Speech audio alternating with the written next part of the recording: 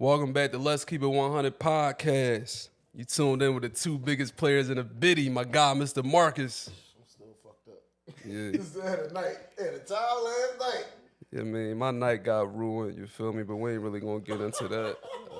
That's what you get. Yeah, it's all Just out good. the mills up. We gonna get into our guests though, man. I feel like y'all really gonna gain some knowledge and some wisdom today, man. Today we have a jack of all trades, an entrepreneur, and living proof that your mistakes as a boy don't have to define you as a man. Got my God, Dawud Bey on here. Thank you, man. Thanks for having me, y'all. Sir, we appreciate you. No, we really appreciate you. Like, what made you, gravitate toward our platform? I mean, it starts out with the name, Right. Keep It a Bean. So it resonates with a person like myself, like, you know what I mean? Because I don't know nothing but keeping it a bean.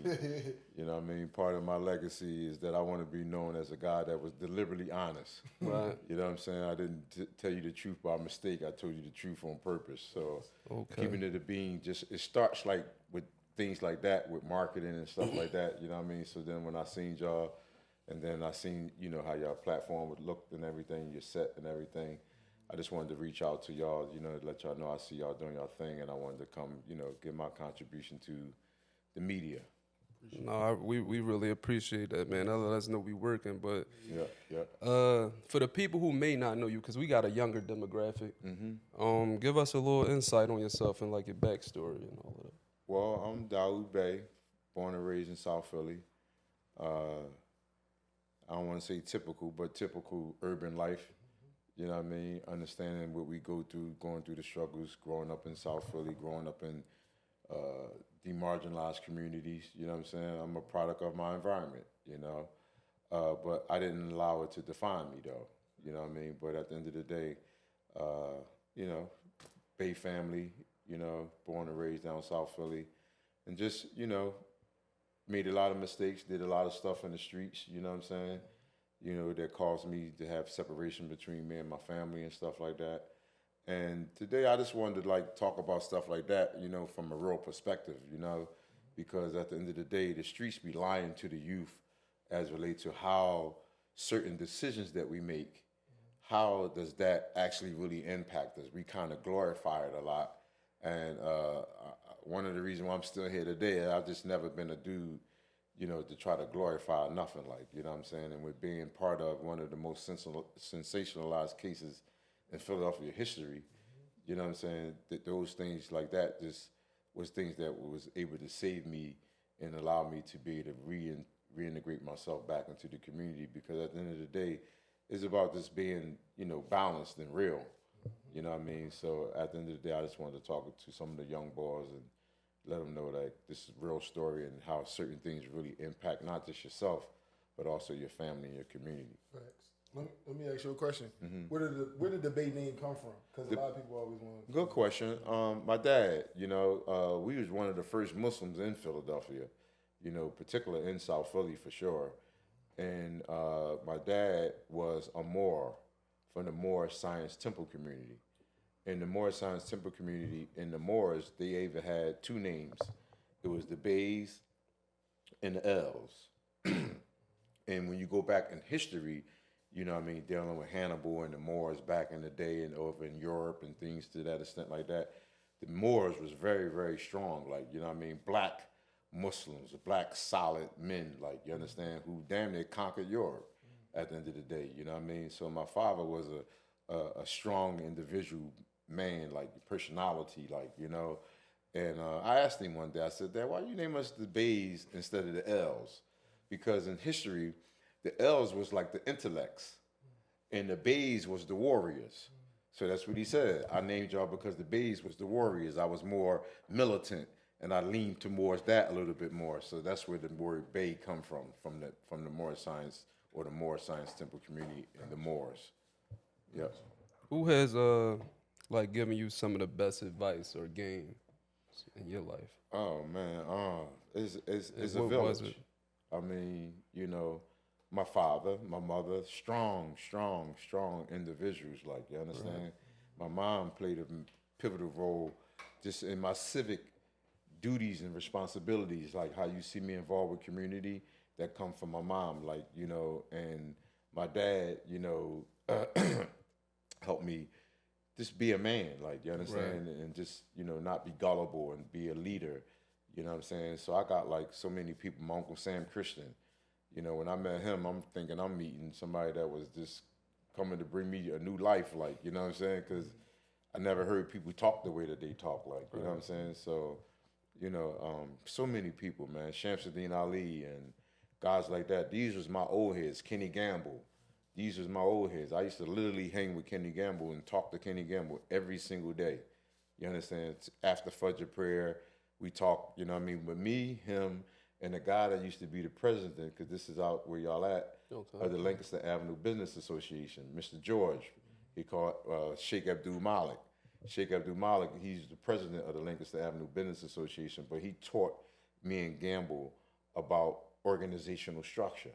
Like, we used to just talk about this community and PHA and PHDC and the Department of Recreations and like all of that stuff like that. I was able to get from different various people to help shape who I am, because they say that the human being is really a microcosmic of the universe. So you got a lot of people in you. Like, I got so many people that I use they shit today. You know what I'm saying? It's just like, I noticed that, like, a bunch of people. You'll take with like the best qualities or traits from somebody. Yeah, you take what you need, and you know, or what's comfortable to you, because we all comfort-seeking creatures. You understand? So you're only going to take what's comfortable to you. You know, so you take what you could need and just get rid of, or, you know, put things aside what you don't need or what you think you don't need. But sometimes you realize when you're dealing with older people, the wisdom that they give you, the things that you think you don't need, is the things that you actually need. So you have to have a good amount of balance to be able to make the right discernment. So it's like a lot of dudes that come on here, they younger guys, and I always ask, did you have any positive male influence growing up? A lot of them say no, and that's how they usually get tricked off the streets, because they easily influenced by other men who might lie to them, and they easily influenced by that. But you seem like you had positive male influence. So how are you still, like, you know, still getting into the streets and get tricked off the streets? Because it was a balance of, well, if you go back further, it's just the environment in general. It was so saturated. You understand? You know, I'm in my prime 18, 19, 20s in the early 89, 90, 91, when the crack epidemic was just so impactful. Our parents was on drugs. Parents was on drugs. Like, you understand what I'm saying? It's like they was out of their heyday from the 70s and in the early 80s and stuff like that. And so now when the crack epidemic impacted Philadelphia, you know what I mean? It was for me. It was for guys 18, 19 years old. You understand? The drug trade, that's what it was for. It was to impact us. You understand? So I'm just coming out of high school at the time, and all you see is drugs on the streets. Like, you understand? So, you know, people say, well, if, you know, if there was other people from in the community that was able to come out of that or not be impacted by the drug life. So, like some of my friends, Lionel Simmons, for an example. You understand? My best friend, like, you know what I mean? He ended up playing for LaSalle and went on to play for Sacramento, but we best friends, but we both went to two different paths. Right. You understand? But at the end of the day, it's like, you know, it's just easy to be impacted, you know what I'm saying, by the community that you come from, like, you know what I mean? And then my family, we was heavily involved, like, you know what I'm saying? So it wasn't no secret to that, you know what I'm saying? You know, so I had some positive things that I kind of was able to draw off of, actually, once I became more of a conscientious adult, you know what I'm saying? And those was the ways that I was able to make transitions and stuff. If you could give your 20-year-old self any advice right now, what would it be? That's a good question. I thought someone would ask me that one day too, and I thought I would be better prepared for it. It's like one of the typical questions, like, you know what I mean? Because I read stuff like that. What would you say to yourself? You know what I mean? It's a book, right? This is what I would say. I guess it's taking me to this book that I read. It was this book of this little book, a real little book that I read when I actually was in prison. And it was this Jewish guy. He was talking about legacy. He said he was asking the question, if you could see your funeral and hear your friends in the hallways or seeing them getting dressed on their way to your funeral, and what would you want people to say about you? You understand what I'm saying? You know, and at your funeral, if someone's to speak about you, what would you want them to say about you? I would say to my younger self, basically, to understand what this is about as relates to legacy. You understand? Because you want to, it is always about, always begin with the end in mind. Because if you begin with the end in mind, what's the end? The end is death. You're in the grave. So what would you want people to think about you at your funeral, when they put you in the ground? Because that's when you solidify. Because everybody be saying, man, dude stamp. You know what I'm saying? He this and that. Nigga, you ain't stamped until you get in that ground. You understand what I'm saying? Because so many jokers can go sour, you understand? But I would say to my younger self is to understand what legacy is really about and lead by that, because you always want people to remember you in the best light. I don't care if you're the worst person in the world, even Hitler. He's considered the worst person in the world. Even Hitler didn't want people to think of him as the worst person. You understand? So you got to think about your legacy and think about how you want to be remembered. Yeah, you know, at funerals now, you just find out, damn, this nigga got 9 other kids. Yeah, all the kids coming to the funeral and the shit. preacher or the imam don't even know the joker. Yeah. He don't get him because he ain't did nothing. Yeah. You understand what I'm saying? They're just giving a regular sermon. You know what I mean? The regular boilerplate sermon and everything. Yeah, he was what a good contribution guy. did he do? Right. Whole time, man. Nigga was He bullshit. cold He demon. said, man, boy, he was a bullshit nigga. All right, go And he owe me some money. Let me get some of that money. Dig his ass out right there. Yeah, you know how that go, man. Yeah. Go ahead. We gonna eventually get into what you're doing right now, but we just trying to get insight on a man. Like that's about Keep It 100 podcast. Like we want to know the real man. You feel me? Because we don't be having these type of conversations, and people probably close to you don't hear you talk a certain way sometimes. You feel me? Sometimes people that's close to me learn about certain things about me as I'm talking on you know, in situations like this. Because it's so much, I done experienced so much life, so much things in life. I done forgot a lot of things that, you know what I mean, that, you know, most people be remembering and knowing about who I am and all that different type of stuff. But at the end of the day, it's real. Right. So how was so I heard this story that Muhammad Ali came and ate with y'all. Tripping up the steps. Yeah, tripping up the steps, the famous steps. I heard about that. So how did that come about, and like who plugged Muhammad Ali in with? I actually thought about that the other day because Tiffy mom actually fixed the steps. We had this one step that was just, you know, we got a natural way of walking up steps. Right. And if the steps is not right, you know what I mean, you're going to trip. You understand? So we had that, you know, that extra step at the top that was extra higher, but Tiffy mom now done fixed it. So I thought about that story. I said, now, does that change the history of the house? Right? You know what I mean? But Muhammad Ali, I mean, I got great stories. You know what I mean? Not a lot, but just a personal story. Just remember going up to his camp. You understand? I was a kid. See, back in the day, the Nation of Islam, you understand, Philadelphia Mosque number 12 actually used to do the security for Muhammad Ali. So my father was the inspector. My Uncle Sam Christian was the captain of the nation. You know what I mean? So, like, they was always with Ali all the time. Like, you know what I mean? So when I went up to Catskills to his joint, all I can remember vividly, first of all, Larry Holmes was up there, you know, training and stuff like that. And we go up there, he had these big boulders, he had these big boulders of everybody that he knocked out.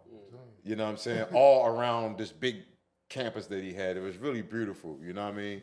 But yeah, Ali was. I post Ali in my story a lot. You know what I mean? Because that was one of my heroes. Bottom line, you know what I mean? I grew up back in the day watching Ali on film projectors and shit with no sound. You know what I mean? You know. So at the end of the day, it's like I love the fearlessness of Muhammad Ali and what he stood for and the principles that he stood for, particularly in those times. You understand? That's what I love and respect about my pop being Muslim. You got to figure my pop was Muslim in the 50s. Right. There wasn't too many Muslims then. It wasn't even too much black men being proud enough to say they was a black man. Let alone walking around with a fez on and talking about I'm a black Muslim and my name Kenyatta. You know what I'm saying? So it's always been different when it came to that. But Muhammad Ali was really close to the nation in particular. Okay. To the family. So he came around a lot though, for the most part. Yeah. Lived in Philly, had a house here and everything. I think they just was selling it or something. Oh yeah. Or selling something. Yeah, I think I did see something about it out Montgomery County somewhere. Yeah, I did. They used to run out for pool parties. Yep, and all that. Yep. What's your definition of winning in life? Time. Having time in the game. Having time in life. You know what I'm saying? You know, you got that's like part of being what a legend is about. You understand? Or GOAT or whoever you want to call them. You know what I'm saying? Like, you can't stamp people with those things unless they have enough time in life to accomplish their goals. Like, you know what I mean? And not even just their goals, but to be impactful. You know what I'm saying? Like, you got to, it's not just about what you build for yourself. It's about how many people that you're able to help along the way. Right. You know what I'm saying? So you winning when your community's winning. You winning when your family's winning. You know what I'm saying? And not just, you know, this fake stuff that we see on social media and all that type of stuff what they consider to be winning. Like, you know what I'm saying? Like, you got to get some time in and can be consistent with it. You know what I mean? And constantly have forward mobility. You ain't winning until you got 10 pairs of chrome hearts. 10 pairs of chrome hearts. 9 chains, 2 watches, like little baby, you know? What about people who like, cause I mean, you're not the same man that you once were. Like, what about the people who try to judge people and won't see the new person you've become? Do you care about that type of shit? To an extent, it bothers you to an extent. You know what I'm saying? Because I think we should always think about how people view us to a certain extent. Right. You understand? And that extent is not to go to a point that you allow certain things to beat you down by guilt. You understand? Beat you down, you know, by, you know, or mess with your confidence of who you are as a person. You understand? But you have to also have the art of not giving a fuck. Right. You understand? Like, I don't care 2 shits to a degree about what a person think of me. You understand what I'm saying? So when you're a person whose reputation precedes them, you always find yourself having to reintroduce yourself to people because people have a premeditated thought process on who they think you are.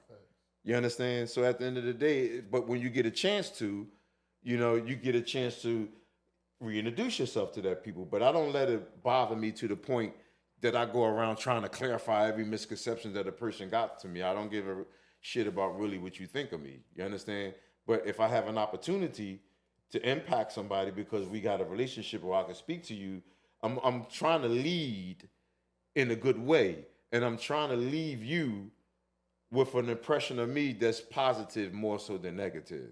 Right. You understand? So maybe that will impact or change your thought process of what you had of me. And I do that a lot. Most people meet Dawud, they think I'm I don't know what they think I am. They think I'm bigger, taller than what I am. They think I talk a certain type of way and everything like that, you know, and I'm always been talking with some form or degree of intelligence since I was a kid or since I was young. I was the young Lil Malik from Minister Society boy.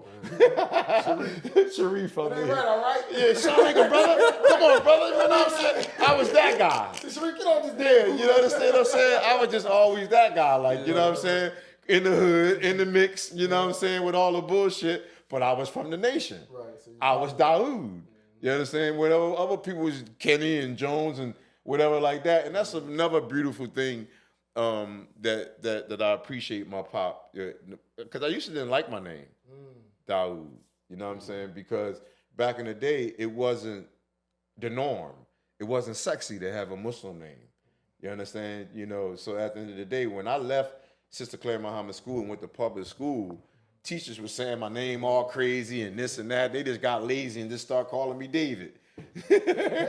You know what I'm saying? Name, like... Dawud, Danube, and I told my and I said it. This was me, a young kid.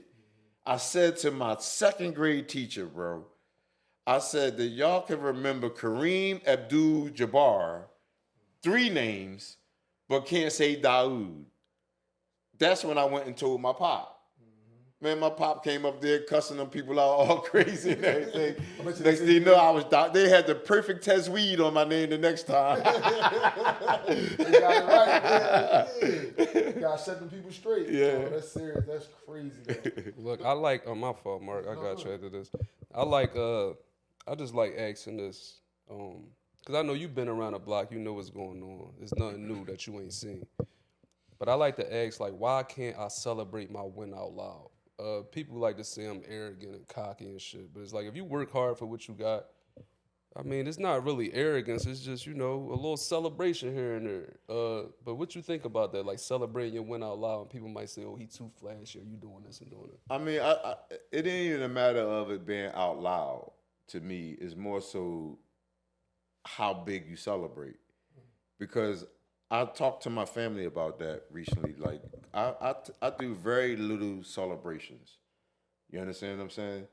Because you got to stay focused. Because the wins that you got, really, on the grand scheme of things, ain't shit. You ain't did nothing. Right. You understand what I'm saying? And you got to think like that if you want high net values and really have big goals to really impact something other than yourself. Mm-hmm. You understand? It may be big to you, and that's why you may feel that way because it's a selfish thing, and I won something. Mm-hmm. But on the grand scheme of things, with the cause, the goal, and the purpose is about, you ain't really did nothing. Mm-hmm. And how do I justify that?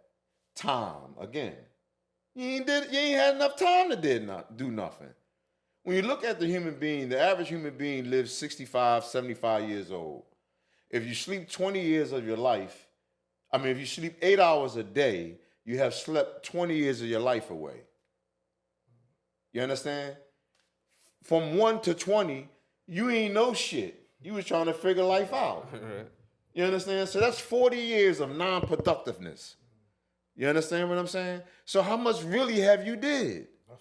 You ain't really did nothing. Right. And then now, okay, you get into a point that you get into your 50s and your 60s, you got to get ready to prepare for your sickness and your death.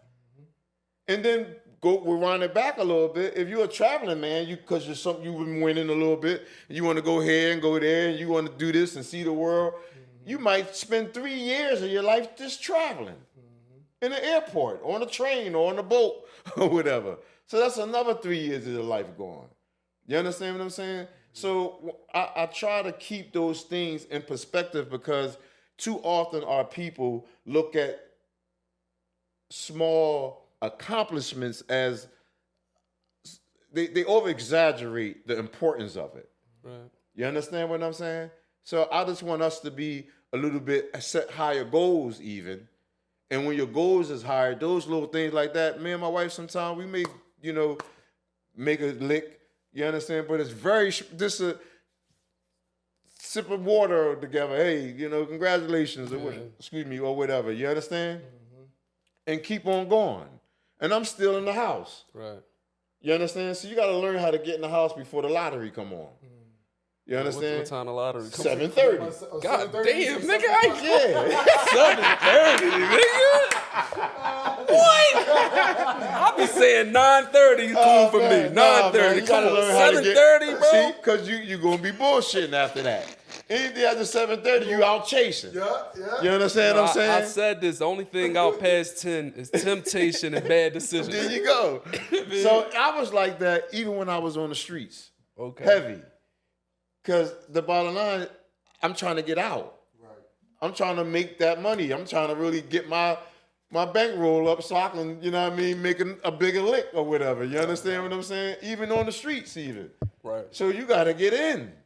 All right, but what you chasing paper and all that, like you heard the terms like success breeds envy. Yeah. How you deal with that envy? By being in the house. Yeah. It keeps you away from the bullshit. Right. You understand what I'm saying? Mm-hmm. And at the end of the day, people gonna be envious, and that's their burden on them. And you don't worry about it. That's the art of not giving a fuck. That's when you got that part to fall back on. Mm-hmm. You understand? Because you can't help who you are.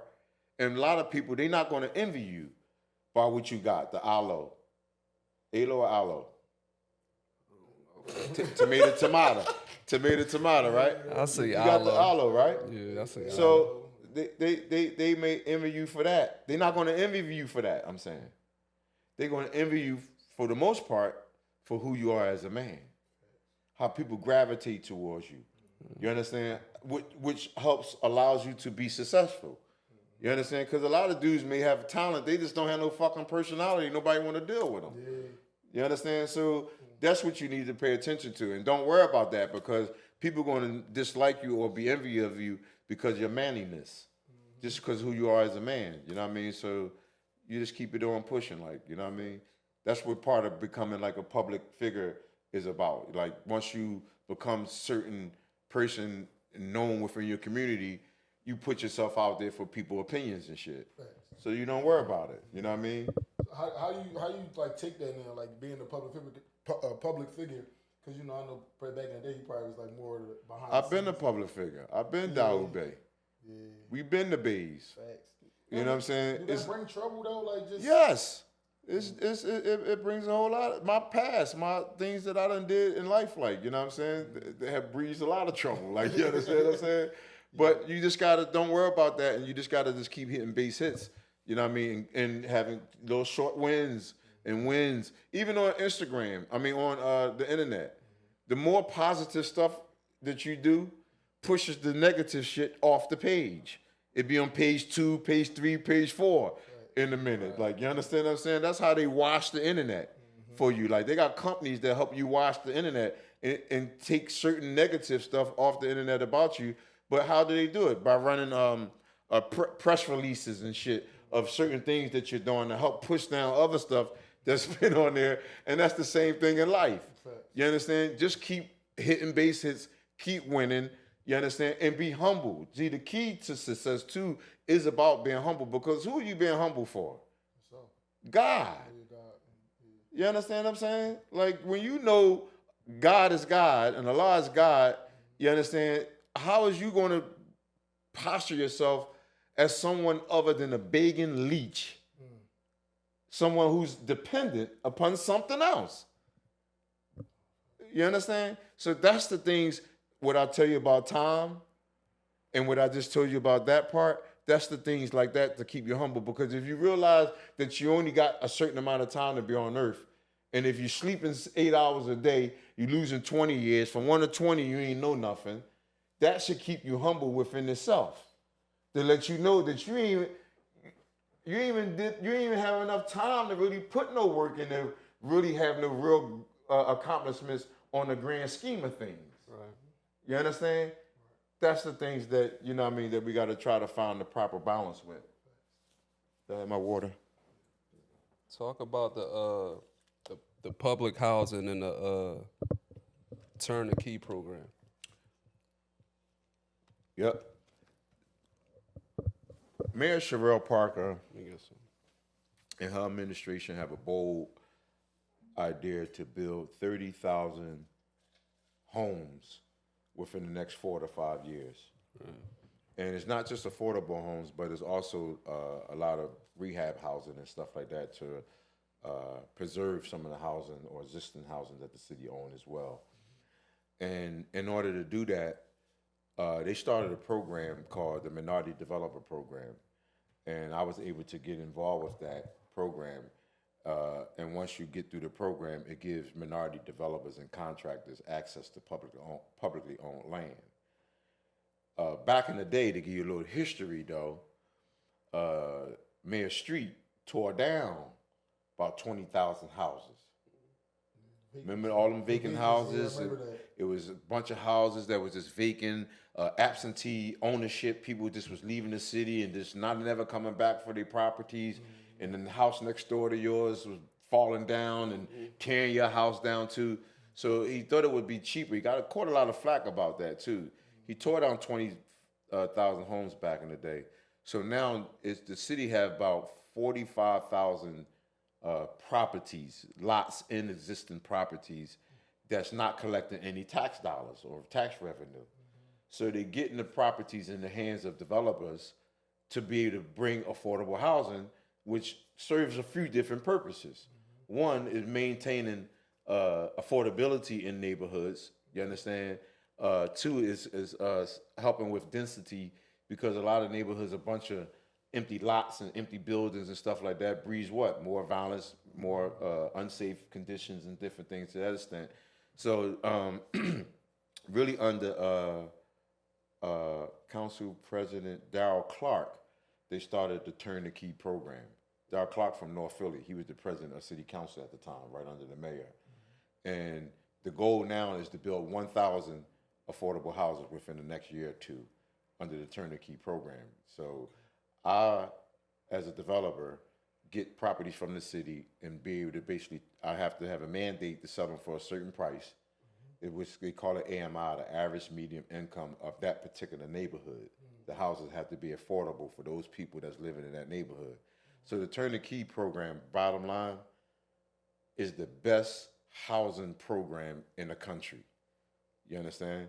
Right now, I spoke about earlier, like my mom, making me a civic conscious individual, voting since I was 18 years old and being involved in the community and stuff like that.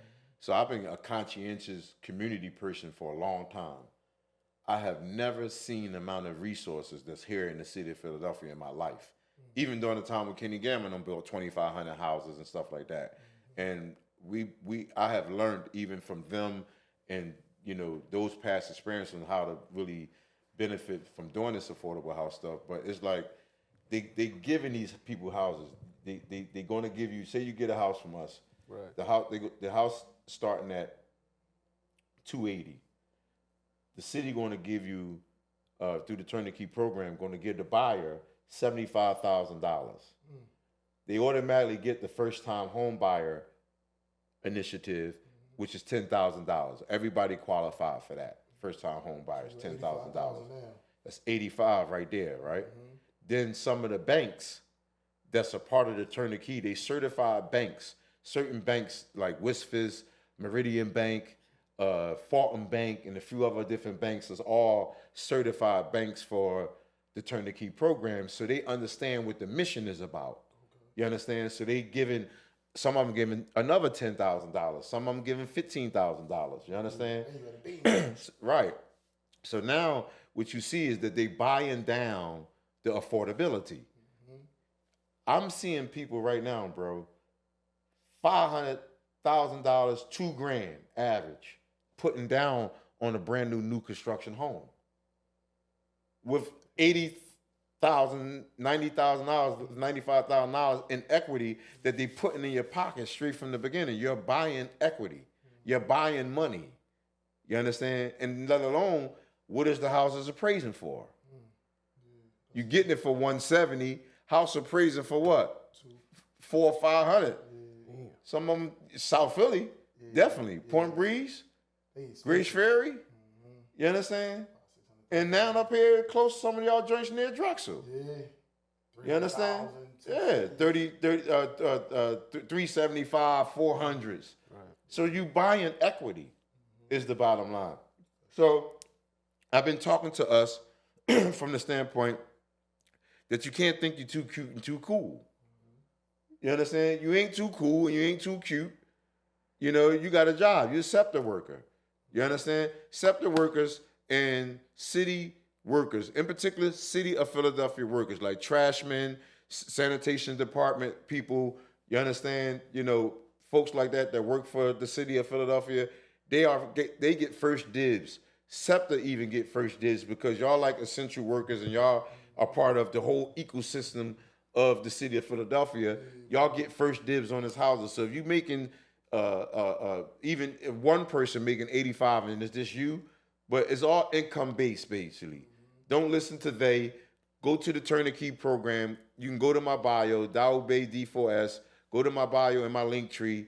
Click on the Turn the Key link and basically fill out the application. You got to have all of your stuff prepared, your W-2s, you understand, your taxes and everything that you got like that. You got to have all your paperwork and all that stuff together.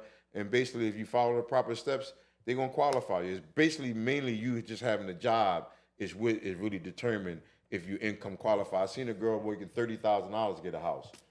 She's 21 years old. You understand? So at the end of the day, the turnkey program is something that I'm really encouraging a lot of our people to understand. Because a lot of people, we used to have stigmas. We got stigmas with PHA housing and, well, I don't want to live in no affordable housing and all that. We too cute and too cool.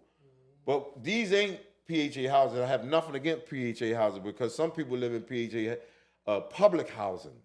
This is not public housing. This is you owning the house from the break. That's the clarity that I want to have as it relates to PHA housing and affordable housing.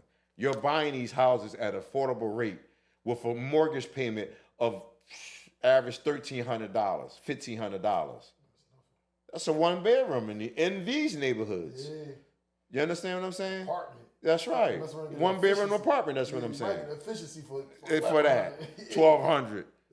You understand? So at the end of the day, it's really something that's really important because what is it about?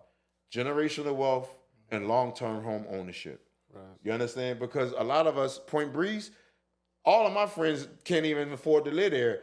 Their moms may still own houses, but they can't afford to live around the corner from their moms and come there and help take care of their moms because they can't afford to live there no more.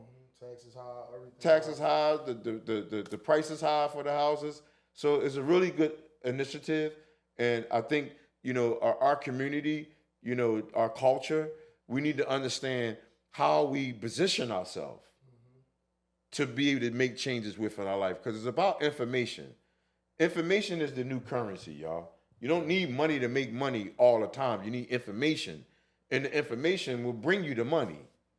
You understand? So that's the key that I think we need to be, getting out to our communities. Look, I've been seeing this debate going around about what's best. I mean, everybody's situation different. So it's like renting or owning. What you think? Well, I still rent. And I own a bunch of shit too that I rent out. Right. You know what I'm saying? Okay. But at the end of the day, rent versus ownership in real opinion is ownership is better. You understand? But it's not a thing that you gotta bog yourself down with and put too much pressure on yourself. That's why I haven't had a house yet. I actually was designing the house and just couldn't build it because I was just trying to do too much at one time, and I had to end up selling a lot. Broke my heart too. It was like my forever house, you know what I'm saying? Yeah. Elevator on there in case I get old and all that. I had it all laid out. You know what I mean? Yeah, I had the pool, and it was in Winfield. You know what I'm saying? Like Winfield is shit on the low. Yeah. That's the Baldwin Hills of Philly. Niggas don't even know. Yeah. Winfield is the shit. They got houses up there that's beautiful up there, bro. Pillows and pools, and you can find a lot up there 10,000 square feet. You know what I'm saying? So I was a little salty. I had to sell that joint, but that's why, me coming from prison, I've been living and renting. Now going on 11 years I've been renting, since I come out of prison. But I own properties and stuff like that, but I don't put a lot of pressure on myself. You know what I'm saying? We're trying to buy a house because I'm not just trying to move anywhere either. Right. You know what I mean? I'm not trying to be up on no walk-up stoops and all that. You know what I mean? That's dead. You know what I'm saying? I decided that when I came home from my probation officer. You know what I'm saying? I moved straight in the high-rise. He got to check in at the gate. You know what I'm saying? Right. You know what I'm saying? So safety first. Yeah, I like to have a little bit of control over how things is moving. What advice would you give like a young man trying to get himself getting out of prison right now and trying to reinstate himself into society? Good question. I had a lot of little shit that I made sure. Let me tell you a funny story that I took and I applied it to life. I was in prison in my cell. You know how you be in the cell, you got your door open, you know what I'm saying? I'm in there cooking something or cleaning or something or whatever, you know what I mean? And you can hear the outside niggas out there bidding and shit, you know what I mean? I'm in the feds.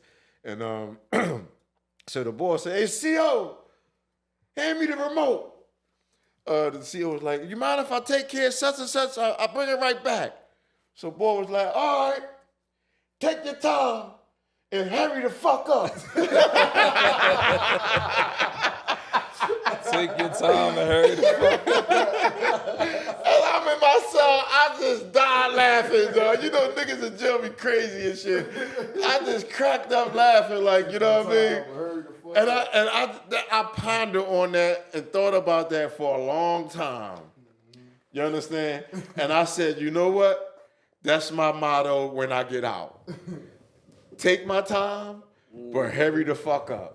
You understand? I like that. Because it's like you done wasted time. We back to that time shit I'm telling you about. You understand? Time is the most precious thing that you can have, man. Get it back. You understand? Every moment, every second, you getting closer to death. You understand what I'm saying? So when he said that, I was like, all right, so take your time for me was not allowing no one to take you faster than you want to go. Because your kids and your family, everybody is demanding on you right now. They want paradise here and now. Right. You've been away. They don't care about you being away. Man, I need $500. And if you don't give me this money, we're going to die. And the whole world going to come to an end. Right. And the president going to shoot himself in the head. I mean, it's like a state of emergency. You understand?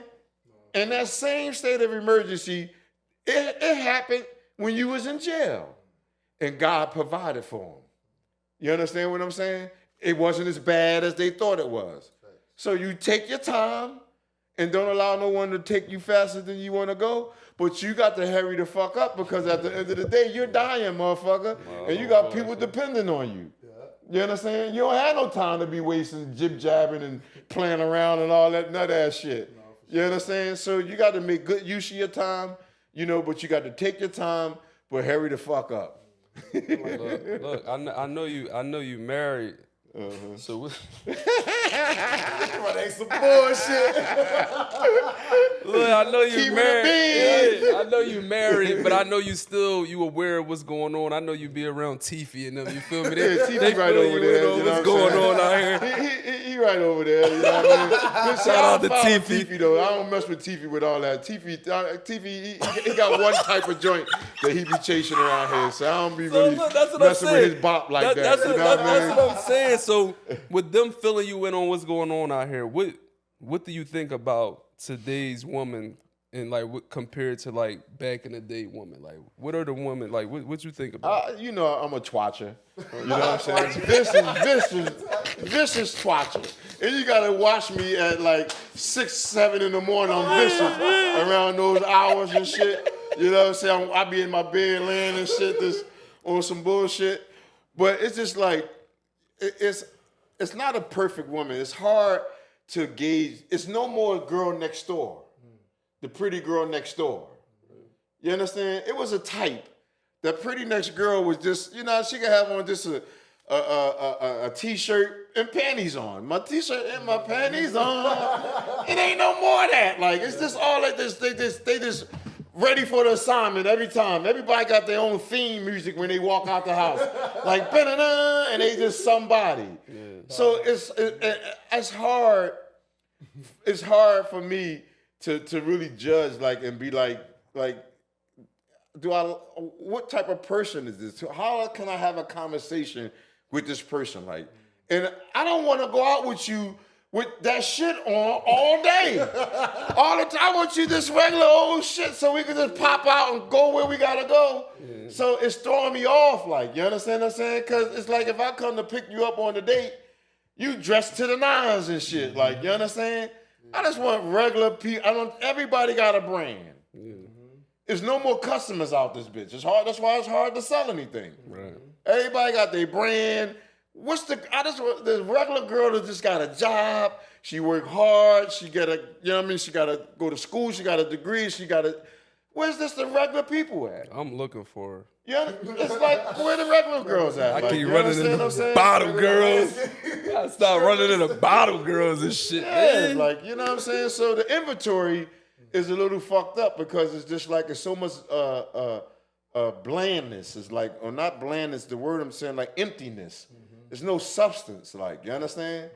You know, so it's like, you know, to me, I just think it's a lot of bad things that's being portrayed with our women, in particular with this rap music. That's why the only things popping right now is the girls. Yeah. And they heavily going after our women. And see, when you look at back in the day, that was the same thing. They kill off the man and save the women alive.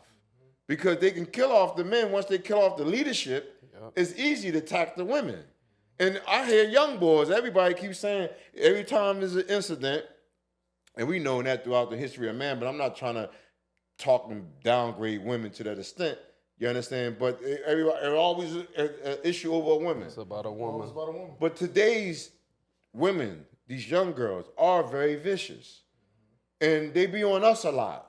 What the men going to do? The men need to step up. There's a lot of men out here stepping up doing a lot of shit. Facts. We need to get these women intact. We need women to get women intact. You understand what I'm saying? Because it's no etiquette. You understand? You know, it's no class, hygiene. no class. It's no etiquette and no class. It's just like they too hard, bro. You know what I'm saying? What's up, bro? And you know, you got this culture out here that's impacting. And we had a conversation, man, my man. This progressive movement that's out here. Everybody want to live their truth, and there's all these key words that really put you in position not to have no fucking responsibility about nothing. And they teaching this stuff into our kids in these schools. You understand? And you know, we can go heavy on these type of topics, man. Because at the end of the day, people looking at why the government is trying to separate themselves from the education department. They say, oh, Trump, he trying to, hey, the reason why we have all these things being taught in our schools, you understand, that parents don't agree with, is because that when you get funding from the feds, they make you teach certain curriculums. Right. You understand what I'm saying? So his position, like, if y'all going to teach this gay movement and teach kids all of this transgender stuff and things to that extent like that, then we ain't going to fund y'all no more. Because people don't want that. People don't care about what you do behind closed doors. For the most part, it's never been a big topic like we care that much and so much hatred towards people that's into that life. Just don't give no curriculum to our children, man. Don't force it on us. You understand what I'm saying? Don't turn it into no curriculum. They done You messed up understand? some of my favorite shows. Right, like, I gotta man. skip the It's like, spicy scenes. Like, you know? the spicy cuz is getting more action than the chicks in the joint. Like, come Exactly, on, bro. like, you know what I mean? So I just think, you know, they overplayed certain things, you know, understand? And like talking politics, Democrats Donald Trump didn't win. The Democrats lost. Right. Because their agenda was just so, like, people not going for that, man. So it's just like, it's a lot of things, man, that we gotta look at, man, like to try to really help our people understand the balance of certain things and having these type more conversations on these type platforms is very important. What you think about BBLs? Mr. Marcus love him. Mr. Marcus. I touched a couple BBLs in my day. You know what I'm saying? You know what I'm saying? But back in the day, that wasn't a big thing, though, was it? Women, so what was that like back in the day, like with the women? They wasn't, Breasts. They got their At breasts. the most part, it was breasts. You understand? Dolly Parton. Okay. You understand what I'm saying?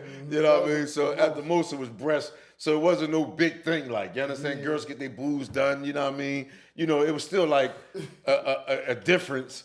But now you like, man, they going all over them. They getting injections in their fingers and shit. Dog, it's Like, you know what going I'm too saying? far to where it's like, you know what? I don't want to go and shop in Target with you with that big ass butt. We walking down the cleaning now, you knocking the bleach over, bouncing that shit. Like, come on, man. That's what I be saying. Like, that shit cool for a fun time, but do I want that in my everyday It life? get ridiculous, man. You got some people, they lips just be off. Oh just my like, God, the come on, lip dog. fillers and all that. You know what I mean? Like, That was just like- never a black woman. Y'all already got the lips. Yes, the you white got woman women doing it to look like fighting y'all. to trying to get little Botox and all that stuff just to get your regular lips. Right. You understand? Now y'all going extra with it. So at the end of the day, we need to drill it back. This, you know what I mean? It's just about, you know what I mean? They catering to what they know what jokers like too. You understand what I'm saying? Let's not forget that. You understand? Like, they ain't trying to hear all that we talking right now. Because these jokers out there, they suck us for that. You understand? So they going to play it like fat that. ass. Yes, sir.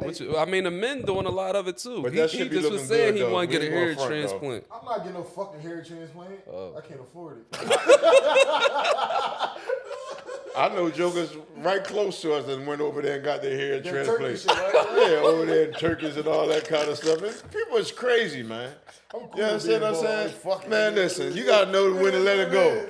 You know what I'm saying? And we was sexy for a minute. Tyrese had us popping, too. We was crushing y'all wavy haired niggas for a minute. Fuck y'all. He started crying and shit and all that. None of that Yeah, he shit. fucked it up for y'all. That shit over He with. looked all sentimental and shit. You know what I mean? My man was on the psych meds. Leave him alone, man. What was the biggest culture shock you got from coming home from prison and then like today? Like what was it like a difference? Because I know you said you did some time and then like what? Really breaking into corporate America, breaking into business on a real level, like, you know what I'm saying? Because you go through a hazing process with that shit. You know what I mean? You know, and let me retract that. Not just from that perspective, just culturally though, dealing out here. I guess it was. You know what was different to me? And I'm just gonna keep it real from a street perspective. Excuse me. After coming from the feds and knowing what the feds is about, coming home, a lot of thoroughness was gone. What I thought or what we labeled to be thorough prior to me going in was no longer what thorough was. You understand? It was like, if you can't beat them, join them. The thorough dudes was like, if you can't beat them, join them. Like, you understand? And I seen that. You understand? And it's like everybody was dealing with dudes that's hot. You understand? It ain't matter if he was a rat or not. You understand? You know, and like it's real dudes stepping up and defending or dealing with dudes that ain't right. Like that was a culture shock to me. Because remember, I'm sitting there with 10 jokers telling on me in my case. Like, you understand? So coming home and seeing that helped me with my transition though. Because that's the game is over. Yeah. You understand? You know, when you see dudes that you know he thorough, you know he a good dude. You understand what I'm saying? But when you see him dealing with jokers that you know ain't right, you understand? It's like, I had to pack it up because you went from having good relationships to parking lot relationships. Yo, meet me at McDonald's and man, I wasn't moving around like that. Like, you understand, with parking lot relationships. If I couldn't come over to your house or you come over my crib and we sit down and do the business, I wasn't even dealing with you. Like, because to me, everything is about trust. Right. You know what I'm saying? So when you got guys that dealing with dudes that you know they ain't right, you got to be literally crazy to do that. Like, you know this dude will tell on you. So it was just like a culture shock from that particular perspective that kind of shocked me from a cultural street level perspective. You understand? And then as I've grown and was fading away from that, like I said, because little stuff like that was things that helped me. Like, look, when I got down to like $1,500 to my name, since I've been home, I had property and stuff. I ain't gonna act like I was totally dead, and I'm coming from $1,500 to where I'm at now. You know what I'm saying? But cash, I had $1,500 to my name, and I said I'm not going back to the streets. You understand? I made a conscientious decision, and this was the first time that I actually went to God, Allah, and asked Him to remove that desire from me. All my life, I never really did that because I can fake it to y'all, but I can't fake it to God. So I never would go to Him and ask Him for something, and something that I just wasn't ready for. You understand? Because I knew I was going to be on bullshit, basically. Right. You know what I'm saying? But when I got to that point, and here's the thing, it's about finding a certain amount of contentment. Okay. That's the key. You got to be contentment. And that's the biggest problem with these jokers out here, these young guys and everything, and a lot of older guys too. They're not comfortable within their own skin. You got to be satisfied with your lot in life on who you are as a person. You understand? So at the end of the day, once I found that contentment and I made that conscious decision, I swear to God, my whole life changed. 10, 15 days later, I got a term sheet for $3 million to build this property on Broad Street. You understand what I'm saying? Because I made a conscious decision to try to do the right shit. And I could have been king, doink. That's what we used to say back in the day. In the street life, you understand? When I come home, everybody, I had access to everything, anything that I wanted, because of my street reputation. You understand?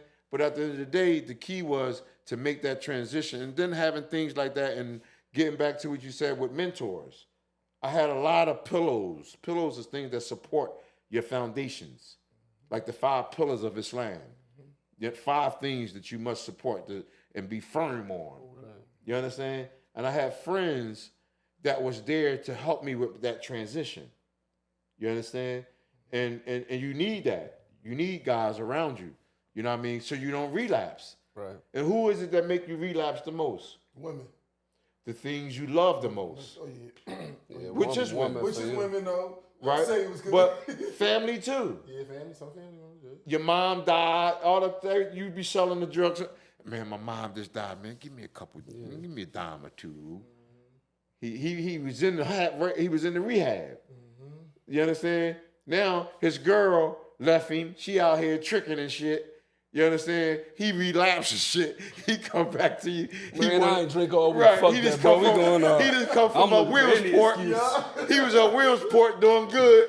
He come down. It's the things that you love the most. Money, women, and family. Those are things that you're going to be tested with the most. The things that you love the most is the things you're going to be tested with the most. You know what I'm saying? So those are things you got to look out for, especially when you coming home and you're trying to make that transition. You can't allow nobody to take you faster than you want to go, but you got to take your time and you got to hurry the hell up with that. That's keeping it a bean. Yes. How long did it take you to develop that mentality to where like you just, cause I got like one of my favorite quotes is like Frederick Douglass to where like it's easier to teach children than it is to repair broken men. And you kind of seemed like you had to unlearn a lot of shit. I like that saying. I see, but I had a lot of those maximums like that, and me too. Can you repeat that saying? It's easier to teach children than Right. it is to repair broken men. Right, and you know why? Because the children are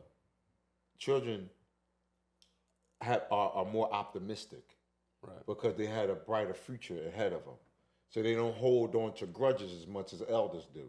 Right. See, I used to have those maximums in my head when I was young, understanding it from that perspective. Right. You understand? That because you ever punish a child and they forget and they still come back and give you a hug and they love you. But if you do something to an older motherfucker, they'll hold it till they 60. Yep. You understand what I'm saying? So children are more likely to forgive because they have more of a future ahead of them. You understand what I'm saying? So that is a major thing. But the answer to that is that basically because I had maximums like that, okay, I knew stuff like that, you understand, as relate to, so I knew about unlearning a lot of foolishness that was taught to me. Right. You understand? Because I understand, and see, I was a vicious Talim service boy at the masjid and the Jumas and never missing Juma and tapes. I used to never even listen to music, rap music. I used to listen to jazz and talks and, you understand, just always trying to be informational and learn about certain stuff. And then I hung out with elders. Right. Like from 6 in the morning to 12, I was with 50-year-old, 45-year-old men and I'm in my 20s. You understand? I leave them like I'm on some goody two-shoe shit, heading back down South Philly on my bullshit. Like, you understand what I'm saying? But I'm getting a lot of game, though. You know, and I used to couldn't wait to rush to come down and, you know, put it to use. And tell to my homies and share it with people, though, too. I wasn't trying to hold information to try to dictate and dominate over people, though. I like to share. And that's what you see me doing on Instagram. I don't talk a lot, which I'm going to start doing. I don't mind talking. I like talking, but I used to study books in prison about screenwriting.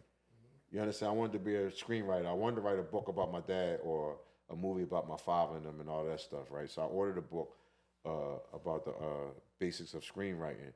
And one of the things that I learned, and I took that, again, out of life, into life, a show, don't tell. Because what it's telling you is that you have to tell a story through cinematography. Just the setting or what it's about, and movement. And remember, it used to be silent films, no talking. You understand? And it still told a story. You understand? So I apply that as lead by example. Don't do a whole lot of talking and shit. You understand what I'm saying? You got to do what you saying you're doing. I'm not into just having a bunch of meetings, trying to set up the next meeting. I want actionable items because I don't have the time to be wasting. I did 10 years in jail on that other part of them numbers that I told you with. You understand? 4 years in solitary confinement. You understand what I'm saying? So at the end of the day, I don't have time to be wasting, like, you understand? So I want to be productive, you know? And that's the real key to this stuff. Listen, man, we really appreciate you coming on here, giving us the wisdom, kicking the game.